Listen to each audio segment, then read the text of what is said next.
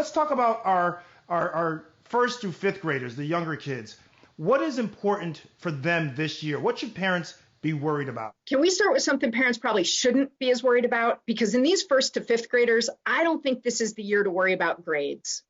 I think we should be worrying about reading, because by third grade, you have to be able to read in order to learn other stuff.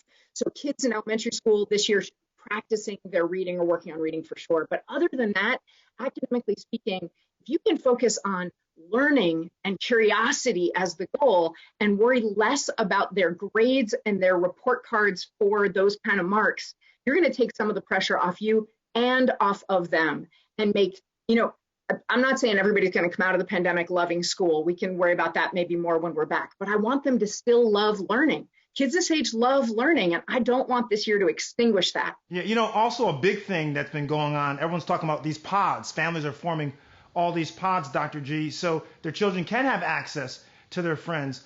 Like when we talk about this particular age, how critical is it for kids to have some type of socializing?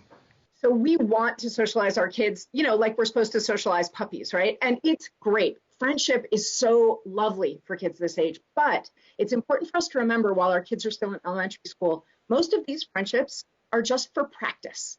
Most adults have, well, that's not even true, not even most. 50% of adults have one friend that they had from before fifth grade, one, which means most of these friendships are for us to learn on and try things. So if this year you can't safely give your kid those in-person social opportunities, I'd like you to stop beating yourself up about that, because we shouldn't sacrifice our family's physical safety on the altar of elementary school friendship. Yeah, but then Dr. G, you look at parents who have middle schoolers from 6th to 8th grade, and you say that this actually is the time to fail.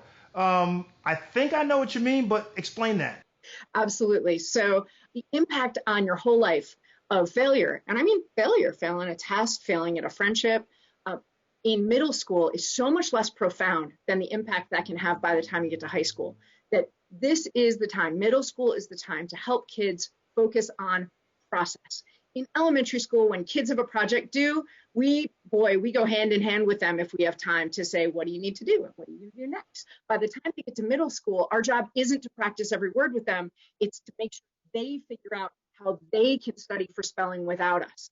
And they're not going to do as good a job as we would do. So they're going to court more failure. But if they understand that failure doesn't diminish them in your eyes, it's how they react to it, how they handle it, how resilient they try to be, then we will actually build them up in middle school, which you might be seeing the pandemic is a really good time for, actually.